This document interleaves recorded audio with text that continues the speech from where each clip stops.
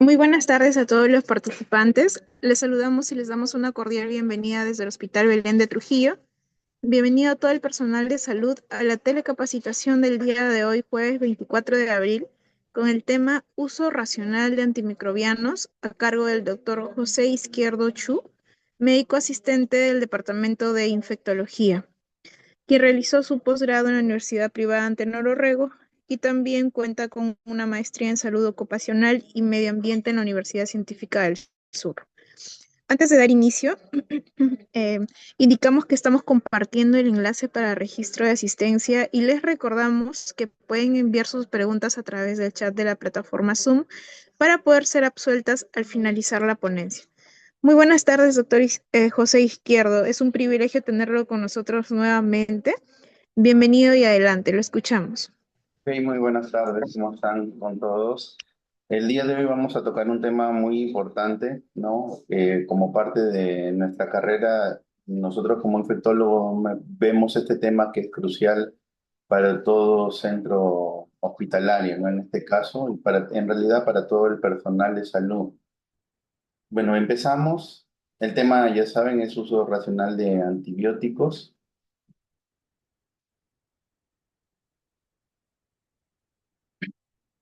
Ya. Bueno, acá vamos a rememorar algo que dijo justamente el premio Nobel de 1945, el doctor Alexander Fleming, ¿no? Donde dice que el uso excesivo de los antibióticos, ¿no? Podía favorecer en este caso la proliferación de microbios resistentes, ¿no? En este caso el público exigirá la droga y entonces esto de aquí comenzará una era justamente de los abusos. Imagínense, desde esa época ya se hablaba de esto, ¿no? Y bueno, con el tiempo se está viendo que es así, ¿no? Exigen mucho, a veces los pacientes exigen que se les dé una terapia amplia, ¿no? Cuando en realidad algunos pacientes no lo ameritan, ¿no? Bueno, seguimos con terminología, uso racional de medicamentos, ¿no? Según la OMS, ¿no? El uso racional de medicamentos requiere que los pacientes reciban los medicamentos apropiados a las necesidades clínicas, ¿no? Con una dosificación que sea justamente para sus requerimientos individuales en un tiempo adecuado y a un costo justamente para ellos y para toda la comunidad, ¿no?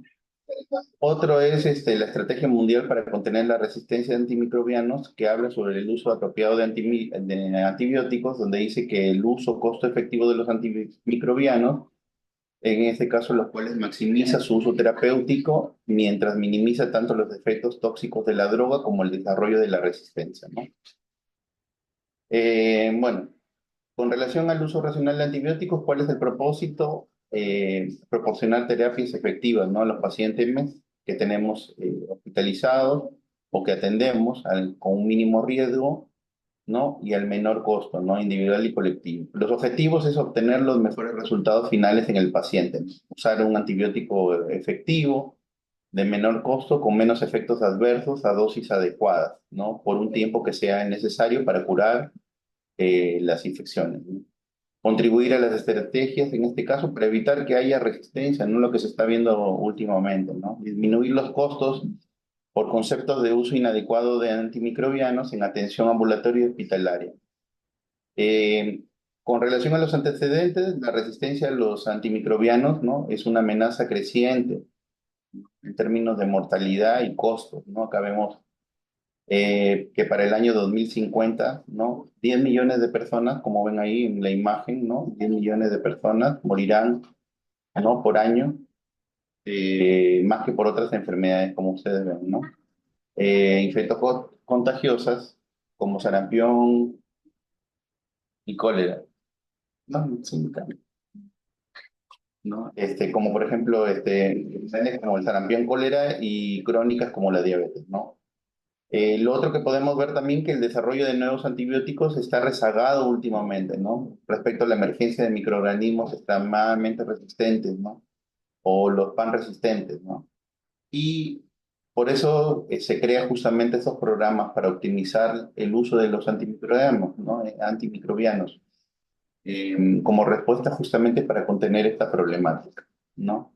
Acá ya en el año 2015 no había un plan de acción mundial sobre la resistencia de los antimicrobianos justamente.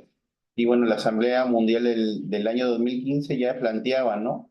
¿Qué cosas? Mejorar la concientización y la comprensión de la resistencia a los antimicrobianos, reforzar los conocimientos a través de la vigilancia e investigación, reducir justamente la incidencia de las infecciones, utilizar de forma óptima, esto era lo más importante, los medicamentos antimicrobianos en la salud humana, ¿no? Ahora, un casito siempre es importante. En este caso, mire, tenemos a una paciente mujer de 35 años, hospitalizada por un cuadro de una pielonefritis, iniciada, en este caso, terapia con ceftriaxona, pero aparentemente hay una mala evolución y se rota al quinto día acetazidima más amicacina, ¿no? Y iniciando terapia empírica para infección intrahospitalaria. 2 horas más tarde, y se llega el reporte este reporte de laboratorio, el antibiograma, y nos dice esto, que es sensible a micacina, sensible a acetazidima, sensible a meropenem, sensible a amóxido clavulánico, sensible a cefoxitina, ¿no? Entonces, ¿qué es lo que hacemos nosotros los infectólogos? Lo que tenemos que hacer es esto justamente, la interpretación, ¿no? La interpretación es básica. Acá nosotros nos estamos topando con un E. coli ble, ¿no? Un E. coli con un patrón de resistencia ble.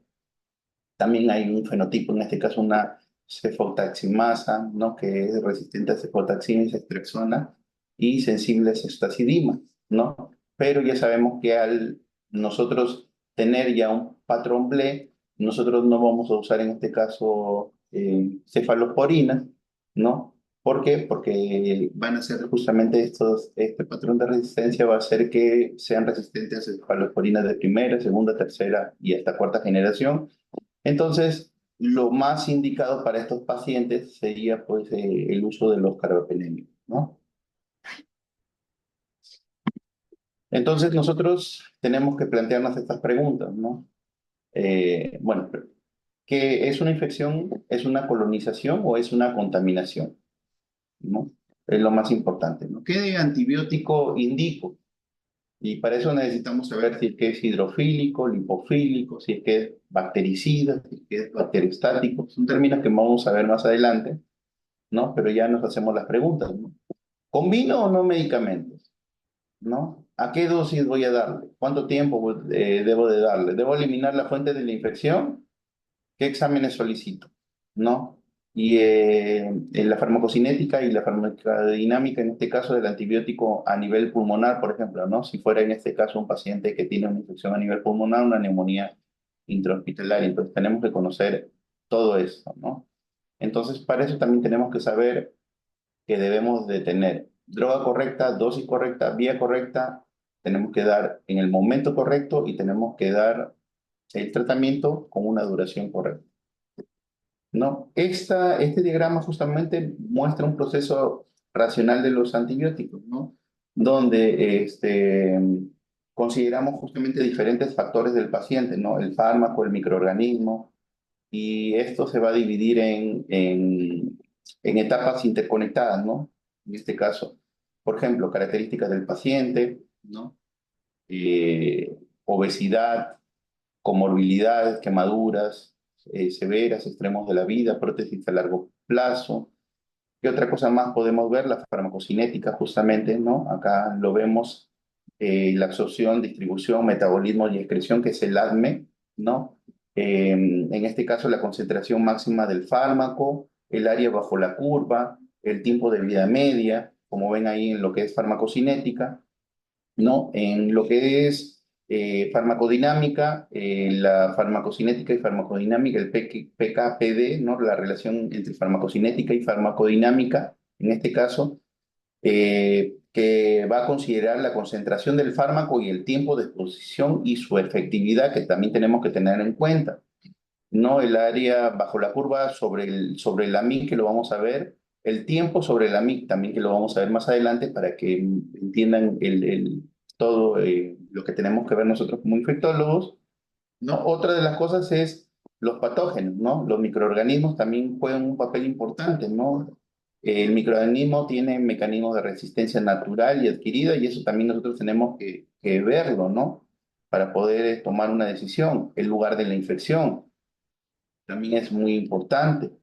Otras características, por ejemplo, si es que es bactericida, el medicamento que le vamos a dar ya con relación al antimicrobiano, si el antimicrobiano es bactericida o bacteriostático, hidrofílico o lipofílico, también lo vamos a ver más adelante, el mecanismo de acción, la corrección renal, si es que también el medicamento se va a eliminar por vía hepática, ¿no? Es muy importante saber eso, si es que se elimina vía renal o vía hepática, la biodisponibilidad, la unión a proteínas en este caso, ¿no? Porque si hay una hipoproteinemia, en este caso hipoalbuminemia, no va a ser efecto adecuado.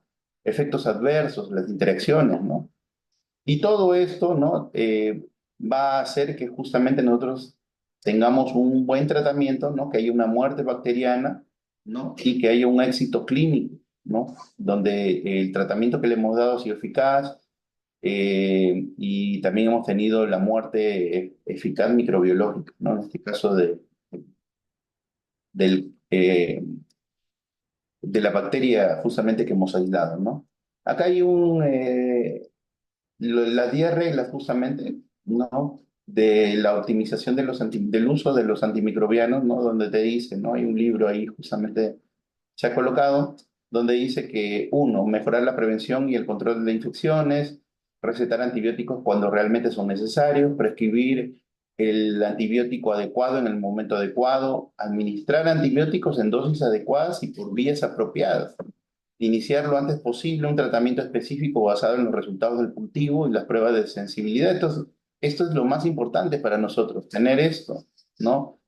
Nos basamos justamente mucho en estos resultados de cultivo y las pruebas de sensibilidad para nosotros dar un buen tratamiento, utilizar la duración más corta del antibiótico según la evidencia, ¿no? Por ejemplo, hay un estudio que se llama el STOPA, que era un estudio que se había hecho para población, en este caso, que había sido sometido a cirugías abdominales, y el STOPA te decía que un paciente que ya había sido operado y que la infección había sido una infección, o sea, una cirugía limpia y no había habido nada como para pensar en una peritonitis, el tratamiento debería ser entre 3 y 5 días nada más, ¿no?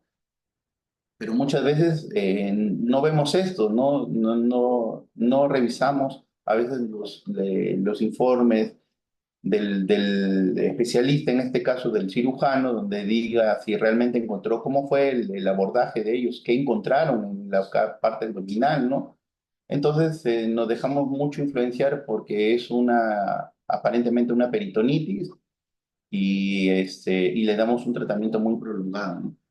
Lograr el control de la fuente mediante la identificación y eliminación de la fuente de infección o la reducción de la carga bacteriana, apoyar la vigilancia de las infecciones asociadas a la atención médica, la resistencia a los antimicrobianos, ¿no? Seguimiento del uso y consumo de antibióticos, en este caso todo lo que ve el PROA, ¿no? Educar al personal y mejorar lo que estamos haciendo en este momento. Estamos educando y mejorando la concientización del uso de antimicrobianos, apoyar en este caso los equipos multidisciplinarios, en este caso todo el equipo que conforma el PROA, ¿no? Dentro del hospital para nosotros tener un buen trabajo y poder disminuir justamente las resistencias a los antimicrobianos, ¿no? Entonces, dentro del uso racional de antibióticos podemos ponerlo en puntos claves, ¿no? Donde podemos ver, el primer punto clave sería obtener una muestra para cultivos antes de comenzar los antibióticos e interpretar resultados, ¿no? Porque no hay que tratar colonizaciones en ausencia de una infección clínica, ¿no? Para eso, ¿qué necesitamos? Tomar muestra adecuada y preguntarnos, ¿no? En este aislamiento, un miembro común de la microbiota es algo normal de la microbiota de la persona, o sea, ¿dónde está? ¿Qué muestra es? ¿De qué lugar? ¿No? ¿Es normal? ¿Es una microbiota normal? ¿Es causante de esta infección específica? ¿Tiene el paciente predisposición, en este caso, para adquirir este patógeno? Si tiene alguna enfermedad asociada, no sé, ¿no? Diabetes, alguna enfermedad oncológica, otro tipo de enfermedades, síntomas y signos sugestivos de la infección. Se observa el mismo patógeno en la tinción GRAM, ¿no? Hemos hecho un GRAM, ¿no? Lo primero que deberíamos hacer nuestro GRAM, pues, para poder ver, ¿no? Realmente si concuerda también con lo cultivado, ¿no? No, nuevamente, tratar la infección, no la colonización. La mayor causa del sobreuso de los antimicrobianos es el tratamiento de la colonización, ¿no? ¿Qué es lo que tratamos, no? La neumonía no es el aspirado traqueal, hay que tratar. Tratar la bacteriemia, en este caso, no la punta de catéter, ¿no? Tratar la infección urinaria y no la sonda urinaria, ¿no? Ahora, acá también justamente recibí una capacitación hace un par de días donde hablaba un médico de un hospital español, ¿no? Donde dice, por ejemplo, ¿no? Con relación a la punta de catéter es bien controversial. Normalmente las guías te dicen de que la punta de catéter no es importante, pero en este caso, por ejemplo, ellos en España, para la parte europea, ¿no? De la Unión Europea, ellos por ejemplo, tienen a un paciente febril que está en un lugar, en una unidad de cuidados intensivos y lo que hacen es le hacen hemocultivos por dos, ¿no? Le toman el brazo derecho, brazo izquierdo, pero si tienen de todas maneras a un paciente que tiene un uso prolongado justamente de un catéter, de todas maneras le hacen un cultivo de la punta del catéter en el cambio, ¿no? Si es que normalmente tiene más de 15 días, porque a veces pueden prolongarse, ¿no? Lo ideal es 15 días, pero a veces se prolonga un poco más el uso de los catéteres, ¿no? Centrales.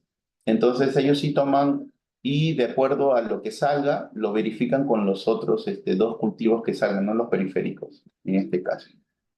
Y si sale todo, pues se le da tratamiento, ¿no? Si sale uno de ellos positivo, ¿no? Más el de punta de catéter. Ahora, miren estas fotos, ¿no? ¿Qué estamos tratando? Tratamos la infección, no la colonización. Miren acá, es un paciente, el caso uno. ¿Qué es? ¿Infección o colonización?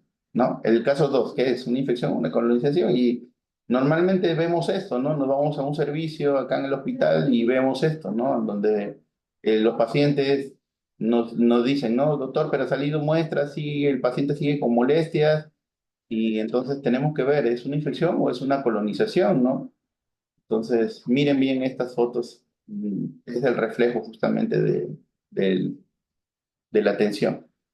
Entonces, caso uno, enfermedad cerebrovascular, insuficiencia respiratoria aguda, neumonía intrahospitalaria, sepsis a foco pulmonar, aislamiento, se hace un aislamiento, le hicieron un aislamiento de pseudomonas resistente, ¿no? Entonces es una infección, agente invasivo, hay un agente patógeno, agente virulento, ¿no? Aparentemente, ¿no? Y el otro es una infección de vías urinarias, una gestante de 24 semanas que le encontraron un examen de orina positivo, ¿no? Pero es una bacteriemia por Staphylococcus coagulase negativo, es una colonización, en este caso lo tomamos como una colonización, ¿no? Entonces, igualito tenemos que ver el agente invasivo, agente no patógeno, agente no virulento en este caso, ¿no? Ya, bueno. Acá algoritmo de decisión frente a pacientes que requieren inicio de terapia antibiótica empírica, ¿no? Normalmente usamos biomarcadores, ¿no? Entonces esta imagen es una imagen eh, que nos va a ayudar justamente, ¿no? ¿Qué hacemos? Sospecho de cuadro infeccioso y ¿qué es lo que hacemos justamente? Obtenemos cultivos y tenemos los biomarcadores basales, ¿no? Entonces, iniciamos terapia antibiótica según el tipo de paciente, el foco y la epidemiología local, que es muy importante también, ¿no? Realizamos el estudio microbiológico, el informe de susceptibilidad y tenemos dos resultados. Si el resultado es negativo, hay mejoría clínica en 2 a 4 días, los biomarcadores, en este caso inflamatorios, están en disminución, bien. Y si el resultado es positivo, no hay mejora clínica en 2 a 4 días. También el marcador está en disminución, pero en este caso confirmamos que hay un agente, en este caso aislado, ¿no? Y lo que hacemos es revisamos justamente si va a necesitar algo, ¿no? Adicional. Y si en todo caso hay mejoría, pese a que hay un resultado, vemos justamente si es que hubo la mejoría del paciente y si necesitamos desescalar o suspender el tratamiento, porque el tratamiento que le dimos fue efectivo. Y si el resultado en este caso del cultivo fue negativo, ¿no? Ya consideramos de frente, pues, ¿no? Ya suspender el antibiótico, ¿no? Porque ya le hemos dado, generalmente le damos entre 5 y 7 días y ya es suficiente, ¿no? Eso nos da justamente un apoyo para dar la terapia definitiva, ¿no? El hemocultivo en la sepsis, Cuando existe sospecha de bacteremia, ¿no? Fiebre o hipotermia, escalofrío, leucocitosis o leucopenia, se hace de 2 a 3 pares de hemocultivos antes del inicio del tratamiento antibiótico mediante venopunción en localizaciones distintas, ¿no? Brazo derecho, brazo izquierdo. El volumen que nos recomiendan justamente son 10 mililitros por frasco. ¿Y en qué casos tomamos hemocultivos? Ya lo sabemos, ¿no? Shock séptico, si estamos pensando en una endocarditis infecciosa, si es un paciente neutropénico febril, si hay de repente, estamos pensando en una infección asociada a catéter, meningitis, artritis séptica, absceso epidural, neumonía severa, colangitis y abscesos hepáticos, ¿no? Pielonefritis aguda, en esos casos hay que nosotros ver la toma de los hemocultivos, ¿no? El segundo punto clave es evitar el uso del antibiótico para tratar la fiebre, ¿no? Solo utilizamos esto justamente frente a infecciones bacterianas, ¿no? Por eso que tenemos que investigar la causa de las mismas antes de iniciarlo, ¿no? Hay que tener en cuenta que la fiebre no es sinónimo de infección y mucho menos es sinónimo de que hay que usar antibiótico. No, ¿no? ¿Por qué? Porque tenemos fiebres, como ven ahí, de origen no infeccioso, como por ejemplo las neoplásicas, la reacción por fármacos, por las genopatías, ¿no? Las de hipersensibilidad, los de accidentes cerebrovasculares, enfermedades hemáticas, trastornos hidroelectrolíticos, sarcoidosis, hipertiroidismo, ¿no? Pirógenes múltiples, ¿no? Revisar, ¿qué es lo que tenemos que hacer siempre? Revisar, interrogar, examinar y utilizar estudios complementarios antes de prescribir los medicamentos. Acá un poco estábamos hablando justamente del servicio y un poco como para ver el tema de los tipos de fiebre, ¿no?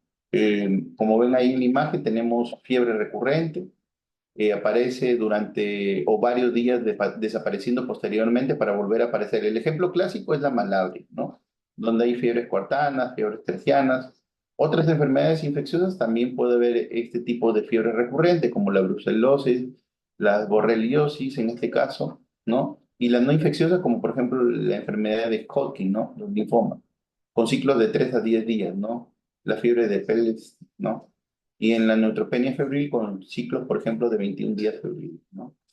La fiebre séptica, ¿no? Generalmente las temperaturas, ¿no? Durante 24 horas hay una subida rápida, ¿no? De la temperatura y generalmente vemos que un paciente puede llegar a temperaturas de 40 grados y una bajada, dice, ¿no? A veces a los valores normales, pero siempre hay una amplitud térmica diaria de más o menos 2 grados centígrados, ¿no?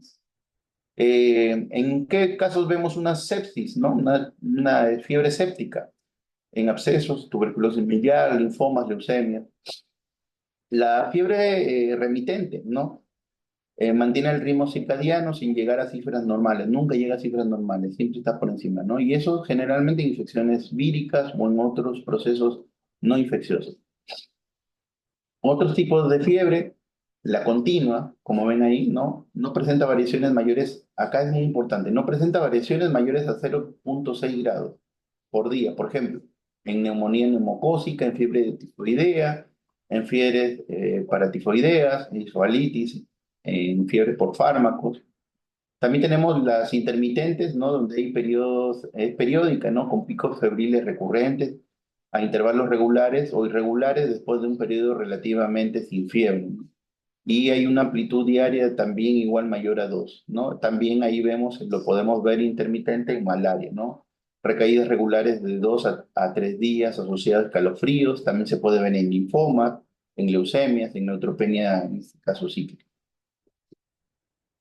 Otro punto que tenemos que ver es la adecuación del antibiótico al sitio de la infección, ¿no?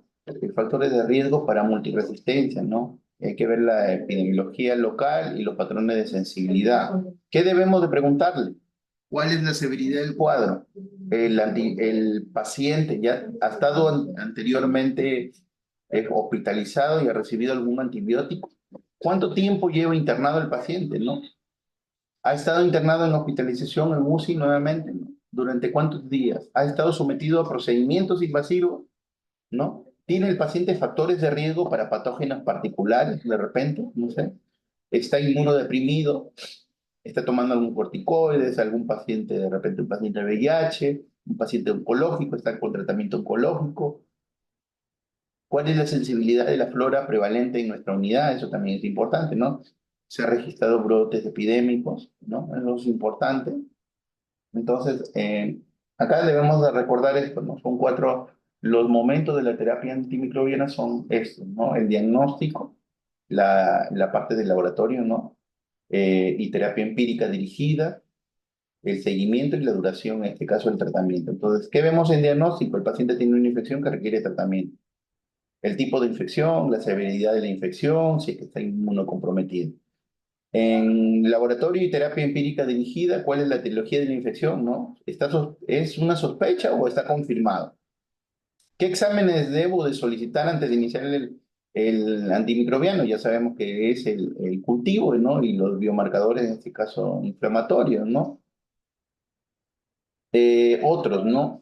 ¿Qué terapia empírica debe iniciar, no? En este caso, debemos de conocer la epidemiología local y qué tipo de antimicrobianos tenemos acá en el hospital, ¿no? Es muy importante. ¿Cómo usar los antimicrobianos, no? Necesitamos saber el inicio, la indicación, la dosis, la ruta, la administración, la duración correcta. El seguimiento, después del tercer día y al séptimo día, ¿no? Podemos, en este caso, para los antimicrobianos, ¿no? Podemos reducir el espectro o el número de antimicrobianos, hay que ver eso, ¿no? Esa es parte del seguimiento, podemos cambiar la terapia endovenosa oral o de repente el paciente está con una terapia endovenosa y hay un agente aislado y debemos de cambiarlo, ¿no? Aumentarle la terapia, en este caso antimicrobiana, ¿no? Aumentar el fármaco a uno de amplio espectro. Necesitamos control de fuente, ¿no? La duración. ¿Qué duración de terapia es necesaria? ¿Cómo sigo el curso de la infección? ¿Cuánto paramos el tratamiento? Lo que le decía justamente con el caso del estudio, en este caso el estopa, ¿no? Para cirugía, ¿no? ¿No? Con la relación a las infecciones abdominales, ¿no? Donde decía que era suficiente darle, no había diferencia entre darle, ahí ese fue la conclusión final, no hay diferencia entre darle 3 a 5 días a un paciente que tenía una cirugía limpia. Entonces hay que evaluar eso, ¿no? Y eso es lo que evaluamos justamente nosotros para darle eh, el tratamiento adecuado a los pacientes, ¿no? Muchas veces, a veces nos complicamos con el especialista que ellos tienen la idea de que el antibiótico se tiene que dar sí o sí 7 días o 14 días, lo cual no es así, ¿no? Entonces, la elección del antibiótico debemos de darlo de la siguiente forma, ¿no? Más o menos, escalarlo así, miren. El origen, ¿no? Si es que es de la comunidad, si es que es nosocomial, si el paciente ha estado anteriormente hospitalizado, ¿no? La severidad, el paciente, si está el paciente estable, si es un caso severo, si es un desarrollo temprano, si es tardío, el foco, si hay una bacteriemia, en cuál tipo en qué parte lo tiene, en este caso, ¿no? Respiratorio, abdominal, urinario. El paciente, si tiene comorbilidades, la edad del paciente es importante, ya lo hemos visto, si hay algún estado de inmunosupresión, alguna de otros casos de severidad, ¿no? La etiología y resistencia con relación a nosotros, al hospital, ¿no? En este caso, a la ciudad o al país, ¿no? Cultivos, si tienen, en los cultivos que vimos, si es que en este caso hubo algún mecanismo de resistencia que pudimos comprobar, ¿no? Y ya ahí vemos y le damos el tratamiento adecuado, ¿no? Focos de infección y factores de riesgo, ¿no? En este caso, podemos tener, por ejemplo, ¿no? En infecciones del tracto urinario podemos tener el mismo catéter urinario, procedimientos urinarios invasivos, la edad avanzada, enfermedades subyacentes graves, urolitiasis, embarazo, diabetes. En infecciones del tracto respiratorio, por ejemplo, los pacientes que están en ventilación mecánica, maniobras de aspiración, los pacientes que tienen tubo nasogástrico, depresores del sistema nervioso central, antimicrobianos y antiácidos que también utilizan. Los pacientes tienen una internación prolongada, si el paciente está desnutrido, edad avanzada, si ha tenido alguna cirugía previa, algún tipo de inmunodeficiencia en este caso. En las infecciones de sitio quirúrgico, ¿no? Si tuvo profilaxis antibiótica inadecuada o no, si fue correcta, ¿no? De repente, ¿no? Incorrecta preparación quirúrgica de la piel, no hubo una buena limpieza de la zona, ¿no? Porque querían hacer rápido el procedimiento, ¿no? Inadecuados cuidados de la herida, ya esos para infecciones de sitio quirúrgico ya es algo propio ya del servicio, ¿no? tipo de herida, asepsia quirúrgica deficiente, de repente no hay producto, de repente, ¿no? Tenemos pocos productos para hacer este, limpiar la herida, ¿no? La asepsia quirúrgica, diabetes, inmunodeficiencia, otras infecciones intravasculares, por ejemplo, el catéter vascular, también tenemos que ver la edad, en este caso, por ejemplo, neonatos, cuidados críticos, las neutropenias, las inmunodeficiencias, y tenemos que ver también el tema de nuevas tecnologías invasivas, ¿no? Esto tenemos que estar siempre a la vanguardia, ¿no? Buscando. Patógenos multiresistentes, en este caso que son prioritarios para la OMS actualmente, ¿no? La OMS dice que tenemos estos patógenos multiresistentes prioritarios, ¿no? Donde dice prioridad crítica, tenemos a la Cinetobacter baumannii resistente a carbapenémicos, Pseudomonas aeruginosa resistente a carbapenémicos, enterobacteriales resistentes a carbapenémicos y productores de beta-lactamasas de pecho extendido, los BLES, ¿no? Lo de prioridad alta, ¿no? Enterococcus faecium resistente a vancomicina, Staphylococcus aureus resistente a meticilina, Helicobacter pylori resistente a claritromicina, Campylobacter SPP resistente a fluoroquinolona, Salmonella resistente a fluoroquinolona, Neisseria gonorrhoeae resistente a cefalosporinas y fluoroquinolonas, y lo de prioridad media, el Streptococcus pneumoniae con susceptibilidad disminuida a la penicilina, ¿no? Los hemófilos, en este caso hemófilos influenzae, resistente a ampicilina, y Shigella resistente a fluoroquinolona. Entonces tenemos que, si encontramos estos patógenos, hay que tener bastante cuidado, ¿no? Nosotros generalmente vemos este tema, ¿no? Otro es los escapes, ¿no? Los escapes, ¿no? Para los diagnósticos, tratamiento y seguimiento del paciente, ¿no? Patógenos involucrados. Escape, por ejemplo, dentro del escape está el Enterococcus faecium, Staphylococcus aureus, Stenotrophomonas maltophilia, Clostridium difficile, Klebsiella pneumoniae, Cinetobacter baumannii, Pseudomonas aeruginosa, enterobacterias, ¿no? Y acá dice, ¿no? Considerar dentro del grupo por la creciente virulencia del Clostridium difficile, ¿no? Por eso que se está considerando, ¿no? Y el E. coli, la Klebsiella pneumoniae, los enterobacterias, los proteus y otras bacterias también deben de estar acá dentro de lo que es las enterobacterias, ¿no? Otro es mecanismos de resistencia, en este caso no hay que ver eso, ¿no? Los mecanismos de resistencia generalmente a gram positivo son la alteración de los PVP y las beta-lactamasas, y de los gram negativos justamente alteración de la permeabilidad del antibiótico, cambios en la membrana, cierre de porinas, mecanismos de bombas de flujo, alteraciones del blanco, los PVP, los ribosomas, alteraciones en ribosomas, alteraciones del ADN o del DNA, ¿no? Producción de las beta-lactamasas con relación a los gram negativos, ¿no? Entonces, acá que quede claro dos cosas, ¿no? En gram positivos, la alteración de las PVP, y en los gram negativos hay que ver esto, ¿no? La producción de beta-lactamasas, ¿no? Este es un cuadro que nos gusta bastante, ¿no? Es un cuadro, nosotros podemos ver acá, muestra la resistencia, en este caso, a los diferentes tipos de antibióticos beta-lactámicos, clasificándolos en este caso según el tipo de beta-lactamasas, en este caso, que van a producir. Eh, había decía lo siguiente, decía, ¿no? Que para la selección de un antibiótico y el entendimiento de la resistencia, justamente debemos de saber esto, ¿no?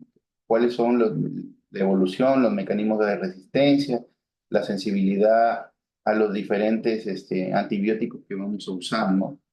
Por eso es muy importante, ¿no? Con la importancia de la identificación de las beta-lactamasas, ¿no? Porque las beta-lactamasas fueron las que comenzaron a darnos problemas realmente cuando comenzaron a aparecer, ¿no? Cuando comenzamos a identificarlas, porque antiguamente, pues ustedes saben que usábamos generalmente las penicilinas, ¿no? Y posteriormente con estas beta-lactamasas y otros tipos de resistencia, nosotros comenzamos a usar otros tipos de medicamentos y ir incrementando justamente, ¿no? Y hemos ido creando resistencias, ¿no? Por ejemplo, resistencias penicilinasas, bleas, los BLES, ¿no? Las beta-lactamasas de espectro amplio, las beta-lactamasas de espectro extendidos, los AMC, las carbapenemasas, ¿no? Los cuales son un problema para nosotros, ¿no?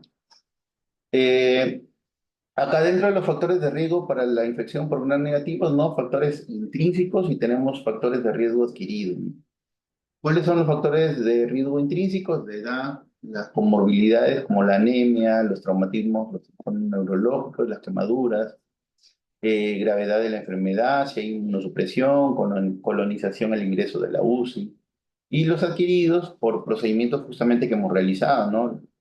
Colocarle los tubos endotraqueal, catéteres urinarios, las vías centrales, procedimientos de diagnósticos, ¿no? Las broncoscopías.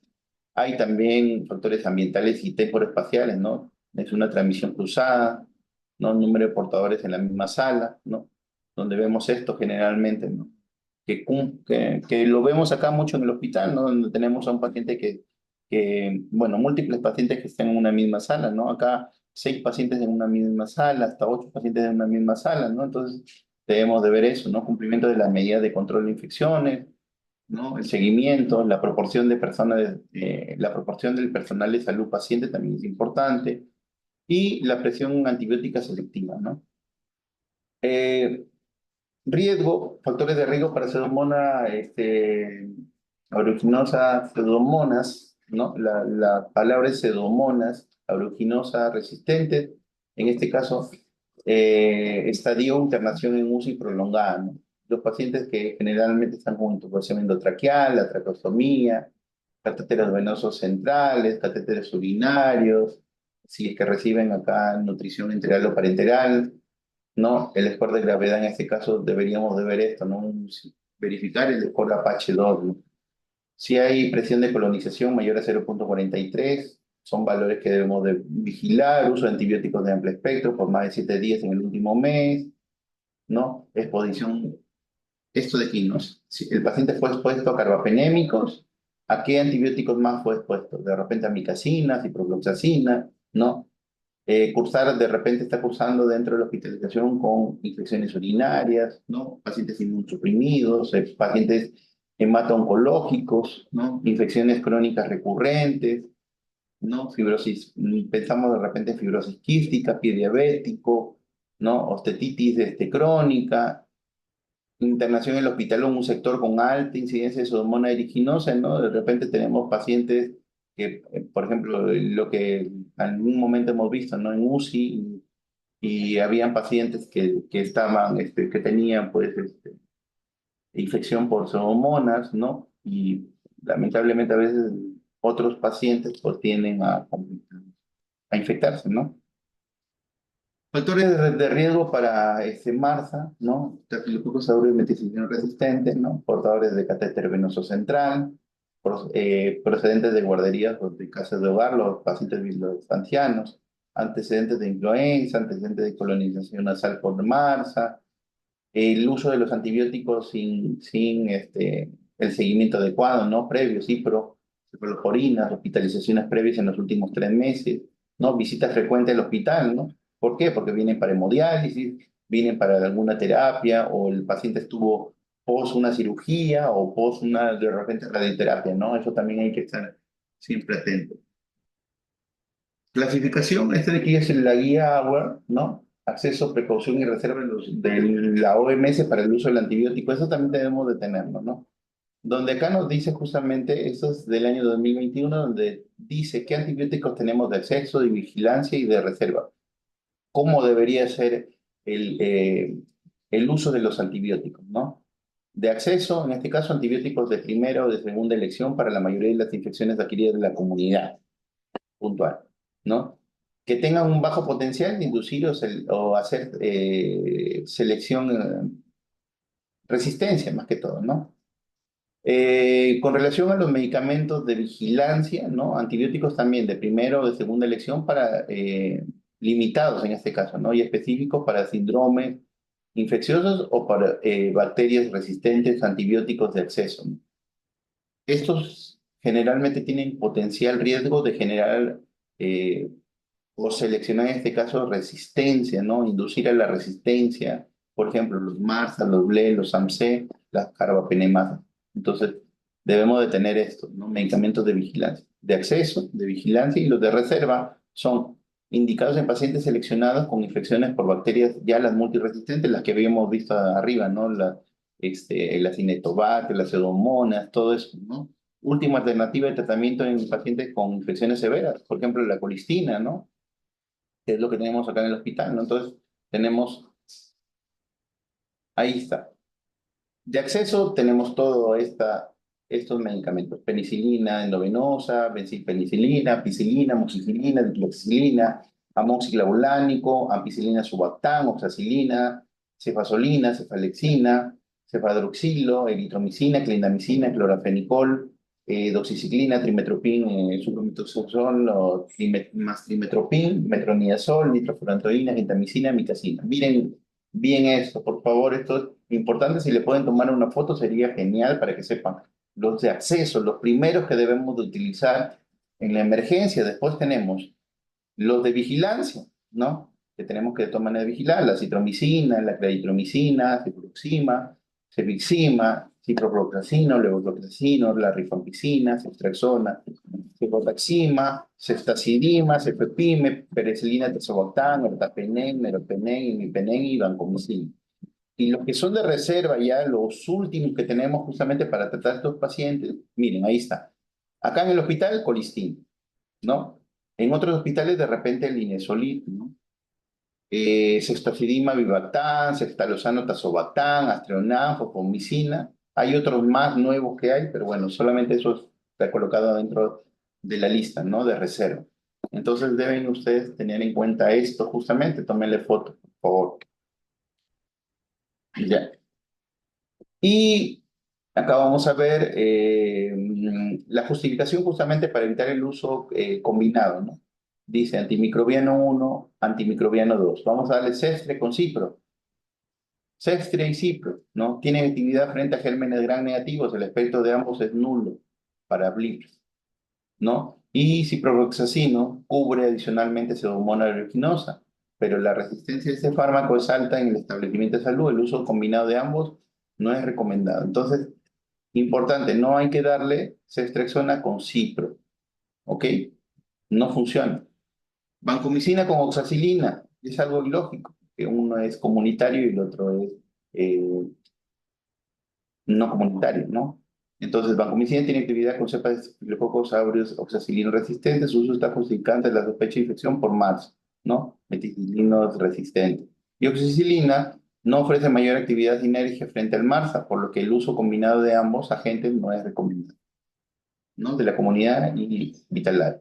Ciprofloxacino y amicacina, cipro con amica. Dice, cipro tiene limitada acción frente a Pseudomonas aeruginosa mediante gráficas de susceptibilidad combinada con amicacina, y no se evidenció beneficio de la combinación frente a este germen, por lo que la elevada resistencia hospitalaria en este caso se da, ¿no? Si se opta por alguna combinación frente a Pseudomonas aeruginosa, se sugiere justamente que sea esta combinación de amicacina, piperacilina, tazobactam. Piperacilina, tazobactam, ceftriaxona. La piperacilina tiene actividad para gérmenes gram negativos, incluyendo gérmenes Lippers, ¿no? Pseudomonas aeruginosa y anaerobios. Ceftriaxona cubre gérmenes gram negativos, con nula actividad para gérmenes Bliss. No se recomienda o no se justifica justamente el uso de estos, ¿no? Dispensar solamente piperacilina, tazobactam, y la ceftriaxona se va, no se utiliza, punto. Ceftriaxona más amicacina. La ceftriaxona y amicacina tienen actividad frente a gérmenes gram negativos, los dos, ¿no? El espectro de amicacina incluye gérmenes gram negativos, ¿no? Sin embargo, la combinación con ceftriaxona no hay sinergismo, lo que le llamamos para algunos, ¿no? Sinergismo de potenciación, no hay, ¿no? Y algunas veces dicen, no, hay sinergismo de potenciación cuando no existe. La oxacilina más linda. La tasa de resistencia a Staphylococcus aureus a clindamicina supera el 50%, ¿no? No hay beneficio en la combinación de oxacilina, ¿no? Con clin. No se dispensa esta combinación. El cuarto punto que debemos de tener es prescribir drogas en dosis y vías óptimas durante un tiempo apropiado, ¿no? Adaptado a cada situación clínica. Y acá vemos esto justamente, parámetros de actividad, el tiempo de vida media, la concentración mínima inhibitoria, dosis de carga, concentración dependiente, tipo dependiente, ruta de eliminación, ajustar siempre a dosis a función renal, efecto postantibiótico. ¿Es un bacteriostático o es un bactericida el medicamento que estamos utilizando? Los tipos de agentes, ¿no? Y algunas características justamente en pacientes críticos que vamos a ver. El tipo de vida media, ¿no? Que tarda la concentración circulante de un fármaco en disminuir en 50%, ¿no? Es necesario para la eliminación del fármaco y la tasa de acumulación durante la dosificación repetida, ¿no? Es importante justamente, tiempo de vida media.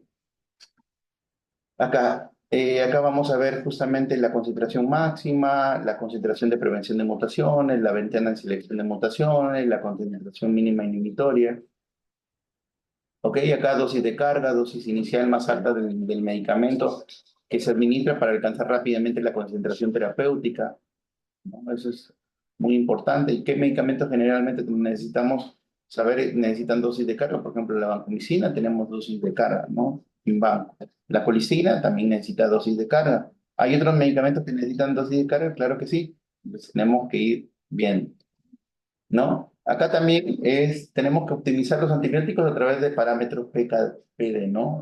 Farmacocinética y farmacodinámica. Entonces tenemos que ver que hay medicamentos que son dependientes de concentración y dependientes de tiempo, ¿no? Entonces tenemos antibióticos con concentración dependiente, ¿no? Y acá, ¿qué significa esto? Significa que la efectividad depende de la relación entre la concentración máxima alcanzada por el antibiótico y la concentración mínima inhibitoria, en este caso, del microorganismo, ¿no? La efectividad va a depender justamente del área bajo la curva sobre del microorganismo. Lo vamos a ver después, ¿no? Y antibióticos tiempo dependientes, ¿no? La efectividad es mayor cuando más tiempo la concentración sérica se encuentra por encima de la MIC o de la SIM, ¿no? De la concentración mínima inhibitoria para el microorganismo blanco y no de la concentración alcanzada en este caso, ¿no? Acá vamos a ver un ejemplo, por ejemplo, concentración dependiente con efecto postantibiótico prolongado. Acá es algo muy importante, ¿no? Acá solamente tenemos concentración dependiente, ¿no? ¿Qué medicamentos tenemos concentración dependiente? Los aminoglucósidos, la dotomicina, las fluoroquinolonas, el metronidazol, pero hay algunos de estos medicamentos que pueden tener efecto postantibiótico, como por ejemplo los aminoglucósidos, que tenemos que tomarlo en cuenta, porque nosotros vamos a darle tratamiento y el medicamento posterior a darle tratamiento va a seguir haciendo efecto. Entonces es por eso que hay que darle periodos cortos, ¿no? Especialmente con el tema de los aminoglucósidos, ¿no? Tiempo dependiente, pero efecto postantibiótico corto. Por ejemplo, los carbapenem, la astronal, la cefalosporina, las penicilinas, ¿no? Y concentración independiente con efecto prolongado, ¿no? La citromicina, la clindamicina, tilitromicina, que nos dalbamicina, linezolid, metronidazol, los macrónidos, ¿no? Otros medicamentos. Esos son todos los medicamentos, ¿no? Que debemos de saber. Principales rutas de eliminación, lo que les dije, no es importante saber por dónde se eliminan los medicamentos, ¿no? Las principales rutas de eliminación son la hepatobiliar y la renal, ¿no? Para ver el ajuste, ¿no? Porque generalmente hacemos ajuste a nivel renal, ¿no? Eh, Como ven ahí, mire, hepatobiliar, pero dice ahí, dentro de las extracciones, un tercio de las extracciones eliminado renalmente, ¿no? Pero el resto se elimina hepatobiliar, ¿no? La doxiciclina, los macrólidos, el linezolid, la clindamicina, el metronidazol, la tigenciclina, a nivel hepatobiliar. Estoy nombrando solamente los que generalmente usamos, ¿no? Y a nivel renal, pues la mayoría, ¿no? De los beta-lactámicos, ¿no? Eh, los aminoglucósidos, el sulfametoxazol más trimetoprim, los carbapenémicos, la polimicina, en este caso B. Otros que se eliminan a nivel renal, oxacilina, no tenemos acá adapto, vancomicina si tenemos, no tenemos fumicina, nitrofurantoína si tenemos, ciprofloxacino, levofloxacina, ¿no? Entonces ahí es muy importante saber esto, ¿no? Las rutas de eliminación, ¿no? Y si nosotros ya vemos de que estos medicamentos se van a eliminar vía renal y nosotros hemos vemos justamente, tenemos que hacer justamente esto, ¿no? El cálculo de tasa de la filtración del glomérulo, en este caso glomerular, para poder hacer la corrección. Pero hay que tener en cuenta eso, ¿no? ¿Cuáles son las fórmulas y cuáles son las limitaciones? Que de repente, eso solo para recordar, ¿no?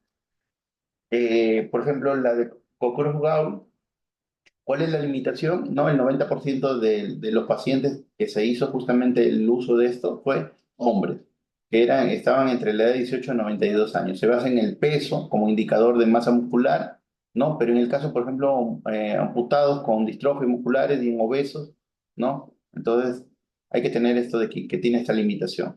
MDRD, ¿no? Fue desarrollado exclusivamente en pacientes con enfermedad renal. Eso fue exclusivamente para pacientes renales y se excluyó a estos pacientes de menores de 18, mayores de 70.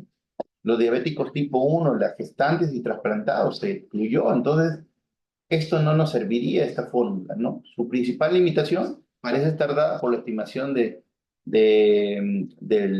bueno, en pacientes con función renal normal, ¿no? El flujo justamente a nivel renal. El CPK-EPI, que es el que utilizamos, ¿no? También tiene una limitación. Se incluyó pacientes con y sin enfermedad renal, ¿no? El 87% de los pacientes en el grupo de formulación eran menores de 65 años, ¿no? No mayores de 65, eran menores de 65. Entonces, hay que tener en cuenta esto mucho cuando hagamos el cálculo justamente de la tasa de filtración glomerular. El efecto postantibiótico, ya sabemos, no es el retraso antes de que un microorganismo se vuelva a recuperar y entrar justamente nuevamente en un periodo de crecimiento logarítmico, ¿no? Los mecanismos no están claros, pero hay, por ejemplo, algunas que dicen que hay una lección bacteriana no letal inducida por un fármaco antimicrobiano y una persistencia de este en el lugar de acción. Y ojo, acá justamente lo mismo que decía, ¿no?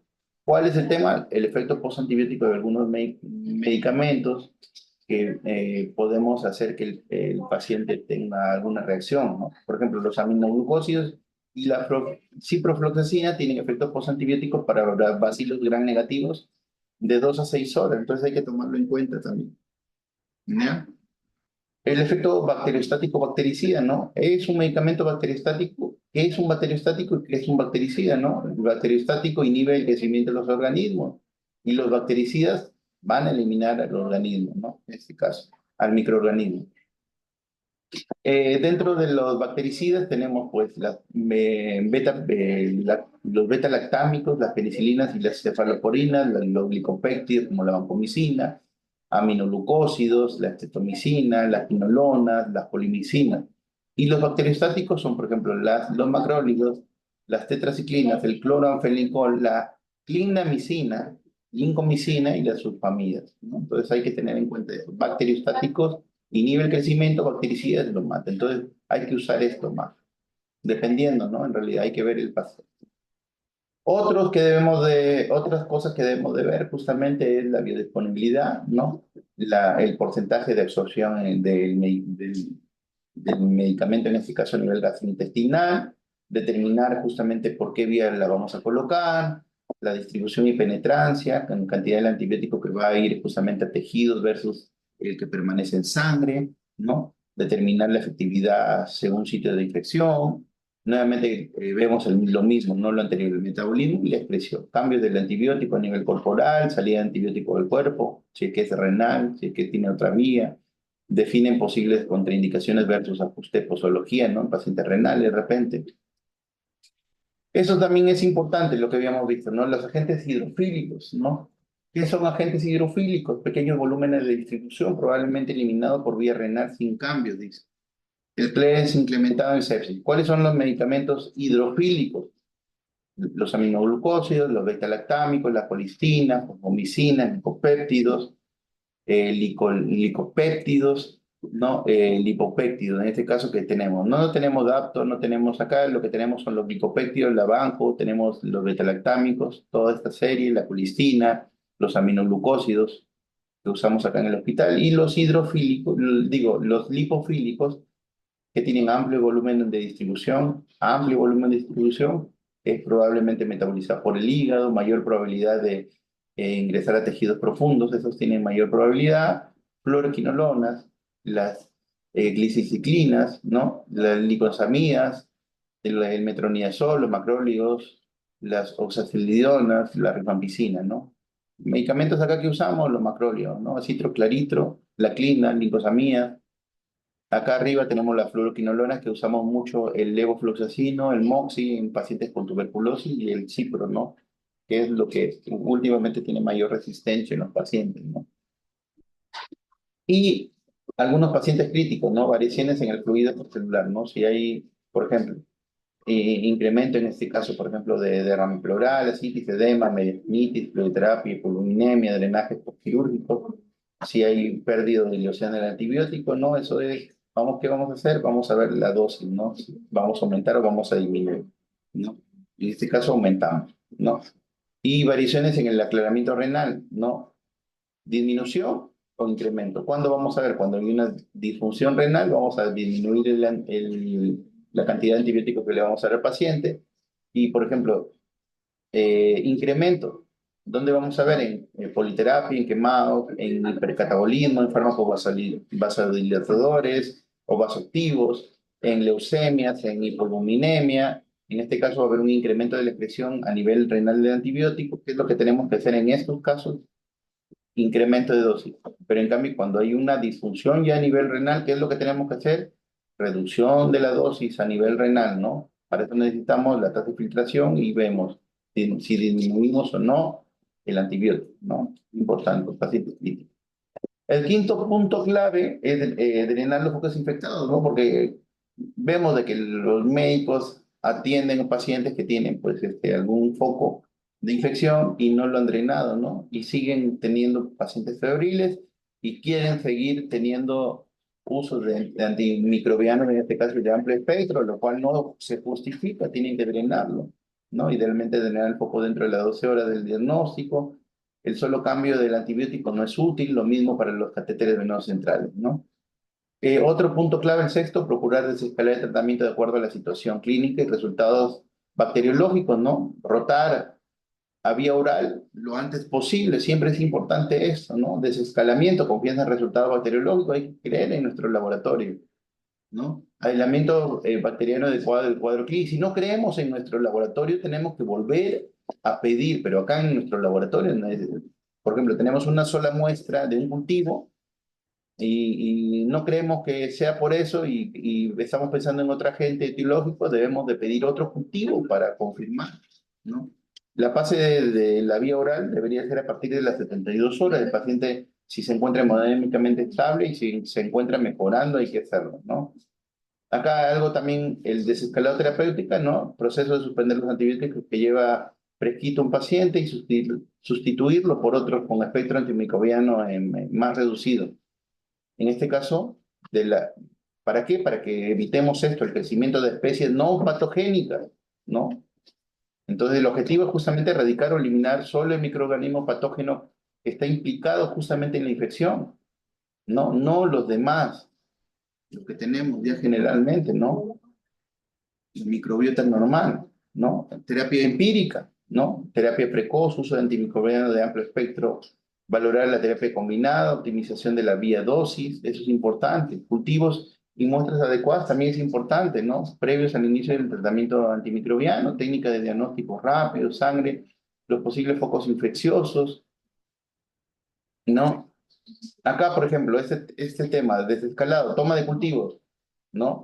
Es un buen cultivo. ¿Cuál es un buen cultivo? Una buena muestra para cultivo, la sangre, el LCR, muestras de fibrobroncoscopía, ¿no?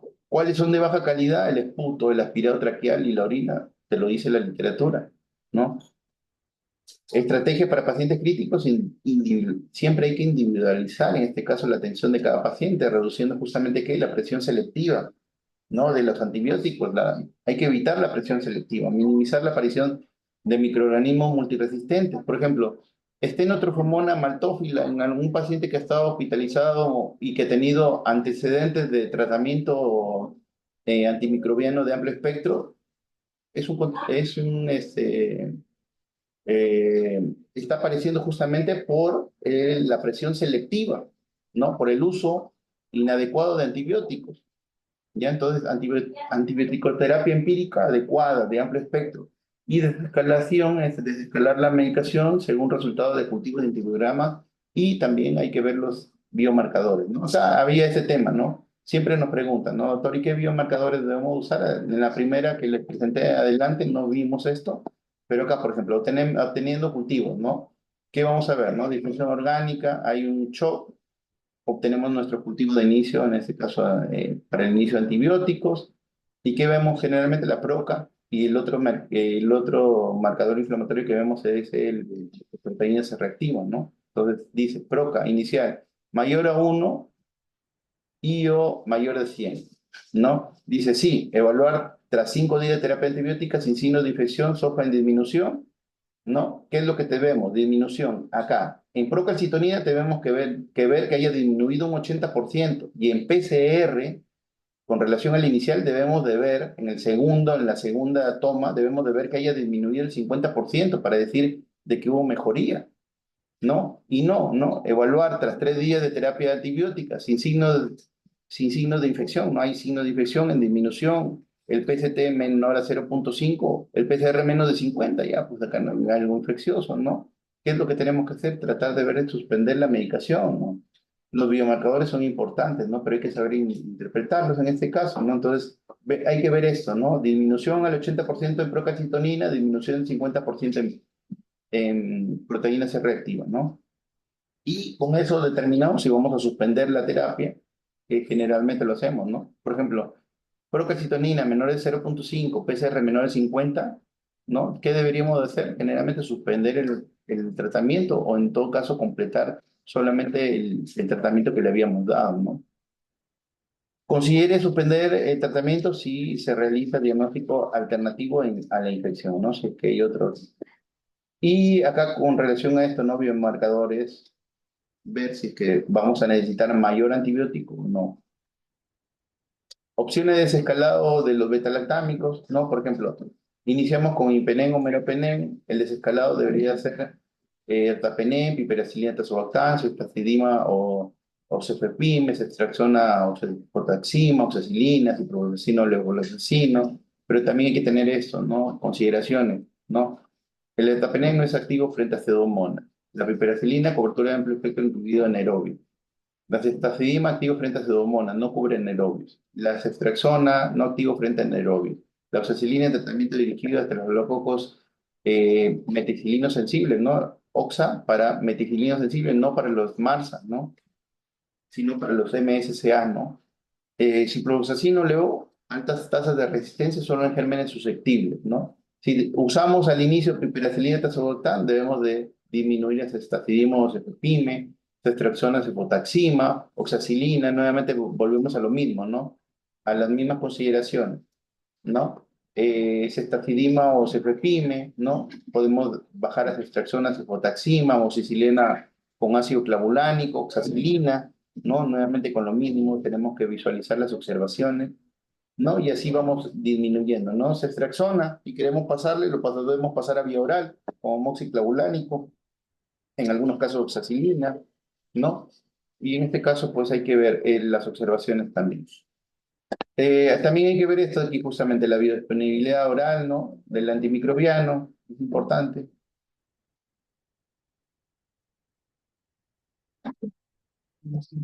¿No? Acá, séptimo punto, ¿no? Suspender el antibiótico apenas se descarta la infección bacteriana, ¿no? No tener temor justamente de suspender el antibiótico incorrectamente iniciado, ¿no? Toda molécula de antibiótico utilizada además genera justamente resistencia o presión selectiva, ¿no? Suspender el antibiótico inadecuado, no aumentar la mortalidad. Los pacientes quedan en vigilancia clínica. El dosaje de procalcitonina puede ayudar, ¿no? También te puede ayudar el PCR, pero ya saben cómo les dije, con el cuadrito que les dije, cómo interpretarlo, ¿no? La procalcitonina, si en la segunda muestra vemos que ha habido una reducción del 80%, pues decidimos desescalar. Y si el PCR ha disminuido el 50%, también decidimos desescalar el medicamento, ¿no? ¿Ya? O en todo caso retirarlo, ¿no? Hay que también considerar esto, ¿no? Consideraciones especiales, el paciente está en un estado de sepsis o no. Esta es la escala de sepsis, del SOFA, ¿no? Con algunas consideraciones también especiales, como por ejemplo el score de SIRS, útil, para predecir sepsis, debemos de tener en cuenta eso también, ¿no? Lo otro que les dije ahí, deberíamos de ver la escala de Apache 2 para los pacientes que han sido, en este caso, operados, ¿no? Y acá, consideraciones especiales, factores de riesgo para infección del sitio quirúrgico abdominal, retraso en la intervención quirúrgica más de 24 horas, el Apache 2 mayor a 15, como le dije, edad avanzada, comorbilidades, alguna disfunción orgánica. La edad es importante también mayor de 65, si el paciente presenta hipoalbuminemia, peritonitis o inadecuado control de los drenajes, presencia de malignidad, ¿no? Hay que ver eso. Y bueno, como conclusión, siempre esto es muy importante, ¿no? Nos dicen conocer la epidemiología local de la institución y para optimizar justamente el uso de los antimicrobianos tenemos que considerar justamente la parte microbiológica que sí se está haciendo mucho énfasis en la exposición, ¿no? En los cultivos, factores del huésped y la farmacología, ¿no? La droga correcta, la dosis correcta, la vía correcta, en el momento correcto, la duración correcta. La aplicación de los principios justamente de farmacocinética y farmacodinámica es útil justamente para tomar las decisiones.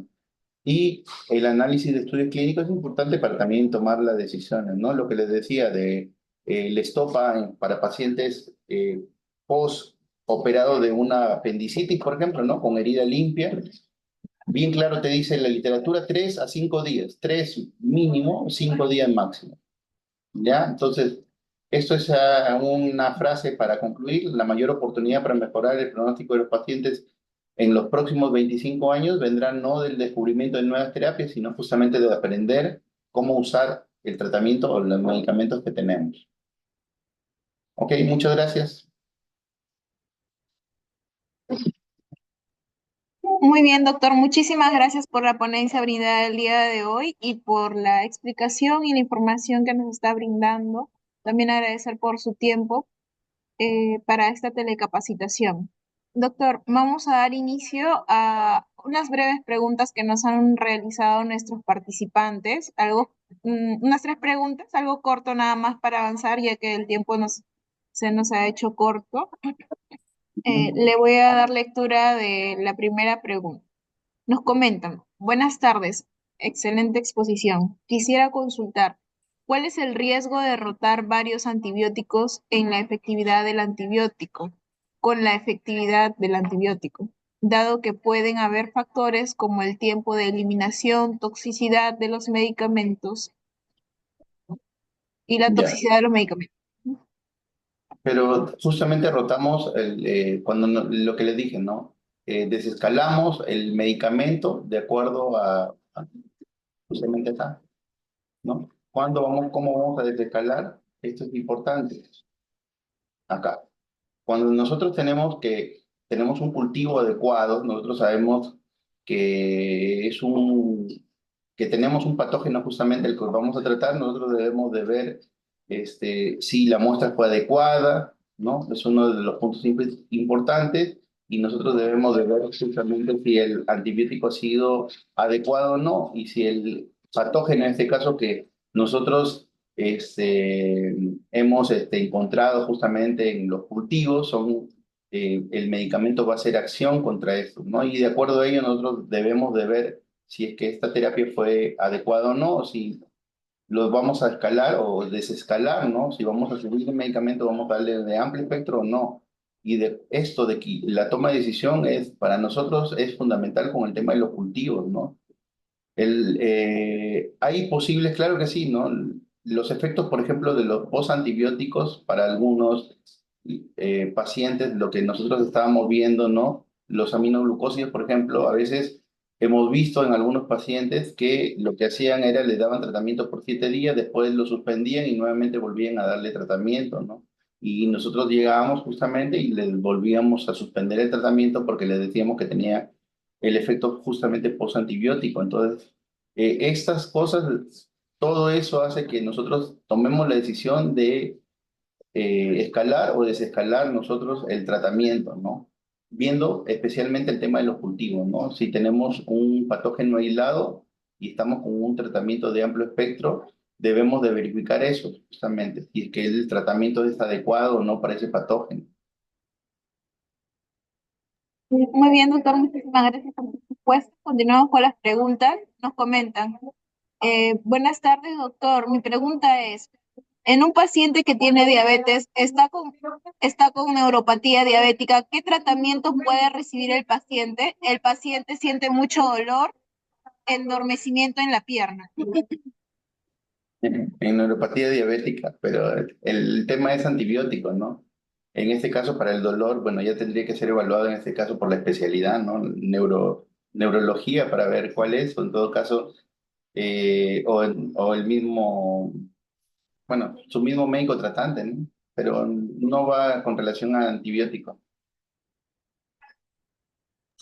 Ya, Señorita doctor, Loy. vamos a pasar a la siguiente pregunta, entonces. Nos comentan. ¿Cuál es el riesgo? Ah, no, eso ya lo hemos leído. ¿Existen indicaciones sobre la disminución del uso o evitar algunos antibióticos, quizás penicilinas, para ayudar a disminuir la resistencia? Y otra pregunta más, ¿debería de hacerse una rotación escalada de un antibiótico a otro? Claro, nuevamente vamos a lo mismo, ¿no? Nosotros tenemos que rotar, pero necesitamos justamente esto, tenemos que tener los cultivos, tenemos que tener algo que nos indique que realmente es un germen resistente, un patógeno resistente. No podemos agarrar y nosotros empíricamente hacer el cambio, la rotación, ¿no? Por ejemplo, ¿no? En algunos casos hemos tenido médicos que nos han pedido que le demos tratamiento con colistina, ¿no? Entonces la pregunta es, doctor, ¿le ha hecho cultivo? No. ¿Y por qué está pensando en darle colistina? ¿Qué está pensando? ¿En una Cinetobacter humani? ¿En qué está pensando? O sea, para nosotros darle, si no tienes ningún cultivo, no puedes hacer escalar la medicación, ¿no? Tienes que tener un cultivo. Y lo otro es lo que podemos hacer, normalmente hacemos es dosis plena, ¿no? En algunos medicamentos, cuando tenemos de todas maneras un cultivo al menos, por ejemplo, para pseudomonas, le damos a veces tratamientos plenos, completos, ¿no? Dosis máxima, le llamamos, 2 gramos cada 8 horas, ¿no? Eso es lo máximo que podemos hacer, ¿no? Y también se le da por un tiempo prudencial, en este caso 4 días, pero se les vuelve a pedir nuevamente lo mismo, ¿no? Toma de cultivos, toma nuevamente de marcadores inflamatorios para nosotros poder decidir si vamos a continuar o no con el tratamiento, pero de la forma así, sin tener ninguna empírica, escalar a algo más, ¿no? Sería inadecuado, ¿no? Muy bien, doctor, muchísimas gracias por su respuesta. Tenemos otra pregunta. Nos comentan, buenas tardes, doctor, excelente ponencia. Respecto al uso de las quinolonas en el Perú, ¿aún están autorizadas? ¿Existe algún pronunciamiento del Ministerio de Salud respecto a la restricción por la FDA? Eh, la verdad no he visto ese tema, ¿no? Por la restricción, no le podría dar información sobre ese tema. Ya, muy bien, doctor. Muchísimas gracias por su tiempo y por la ponencia brindada. Tal vez alguna recomendación final que tenga con respecto a la telecapacitación del día de hoy. Y nuevamente esto, interpretar esto, ¿no? Justamente, ¿no? Los exámenes que nosotros tenemos son para interpretarlos y para ver si realmente estamos en este caso en un estado de sepsis o no en un paciente o si va a requerir antibióticos de amplio espectro, ¿no? Para eso usamos generalmente esto, ¿no? Entonces, lo mismo, ¿no? Los cultivos son importantes, los marcadores inflamatorios son importantes, saber interpretarlos en qué momento, nuevamente esta imagen, lo que les dije, ¿no?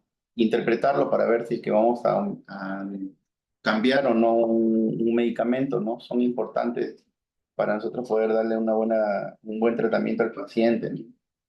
Para mí, nuevamente, vuelvo a lo mismo, ¿no? Cultivos, lo que no estamos haciendo, lo que no hacen en los servicios y la terapia empírica es al inicio, claro que sí. En el momento que nosotros encontramos a un paciente en estado de shock, le vamos a dar tratamiento empírico. Eso te dice la literatura, claro que sí, pero después de que ya está hospitalizado hay que ir y buscarle todo, pues hacerle cultivos, hacerle cultivos de secreción. Bueno, en este caso ya les dije, ¿no? Cultivo de secreción traqueal no es bueno, debería ser una fibrobroncoscopía. Tratar de convencer en este caso es un poco difícil realmente hacer que el personal entienda que hay ciertas muestras que no son adecuadas y que debemos de mejorar en el hospital, pero hay que tratar de hacerlo en nuestros hospitales, ¿no? Concientizarlos de que es mejor entre un cultivo de secreción traqueal, es mejor un cultivo, en este caso una fibrobroncoscopía, ¿no? Eso es lo que nos va a ayudar a disminuir justamente el uso de antibióticos de amplio espectro, los cultivos. Pero muchas veces nos pasa de que no hacen los cultivos y solamente con hemograma, o a veces ni siquiera hemograma, o PCR de 3 días antes, sin que nos hayan dado de repente del día un hemograma, un PCR del día, quieren que nosotros rotemos a antibióticos de amplio espectro, no solamente porque el paciente pues está febril, ¿no? O porque el paciente, bueno, ¿no? Hay características que debemos de ver en el paciente, ¿no? Pero no de esa forma, pues. Debemos de tener siempre cultivos a la mano, ¿no? Muy bien, doctor. Muchísimas gracias nuevamente por su participación el día de hoy. Esperamos contar nuevamente con su presencia en alguna otra telecapacitación más adelante. Asimismo, también agradecer a nuestros participantes por su tiempo y por las preguntas que nos están brindando. Hacerles recordar que también hemos estado socializando el link de nuestro canal de YouTube para que puedan inscribirse, suscribirse y puedan revisar y volver a ver la ponencia que nos ha brindado el doctor José Izquierdo. Ujú. Muchísimas gracias, doctor. Muchísimas gracias a todos. Que tengan muy buenas tardes. Ok.